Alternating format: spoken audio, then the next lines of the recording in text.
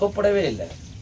நீயோ நில கொண்டு பரிபூர்ணம் கண்ட கிழக்கு என்ன உனக்கு வர வேண்டும்? செய்வனையில பட்டு 5 வருஷ காலம் ஆகி போச்சு. நிழல் பரிபூர்ணம் காண முடியல. எப்ப ஒதுங்கப்பா, நிழல் பரிபூர்ணம் காண முடியல. திக்க முடியாத சொல்லு ஏமா நீ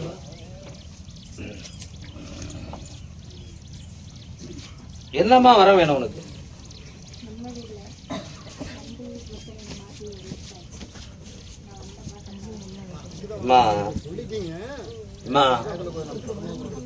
மாங்கலியத்துக்காரன் நில கொண்டு பருதேசி கோலத்துல பஞ்சமெண்டு நலனமிட்ட கணக்குல வருதுன நில நிக்குதாம்மா. ஏமா தெய்வ கலாச்சாரம் 7 வருஷ காலம் ஆயிடுச்சு.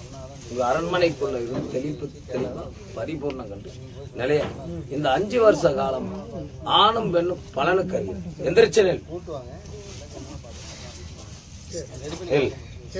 உத்தரவாதத்துக்குள்ள நீ எண்ணிய காரியம் எல்லாம் இந்த 3 வருஷ காலத்துல நடந்து வர.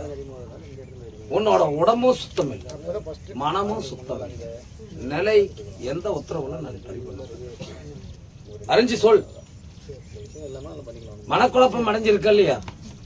மன நிம்மதி இல்லாம ஆணும் பெண்ணும் பலனுக்கு அறியாம தெய்வ கலாச்சாரத்துல உறுதுணையை கண்டிருக்கு. என்ன வரத்துக்குமா இந்த எல்லைக்குள்ள வந்தீங்க?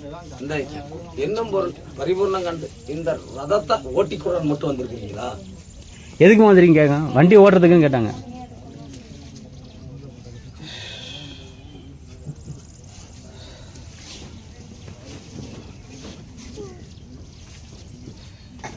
எப்பா எழுடா எழுடா.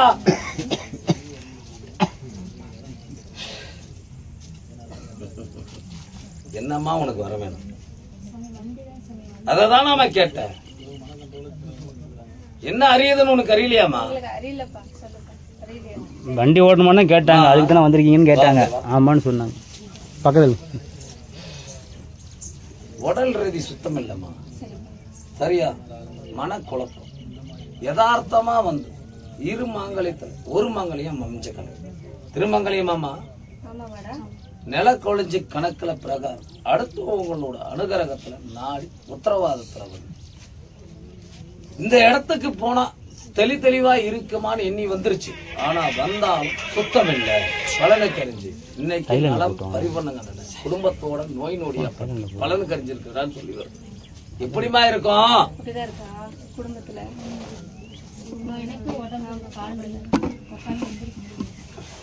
எப்பா என் குழந்தைய கூப்பிட.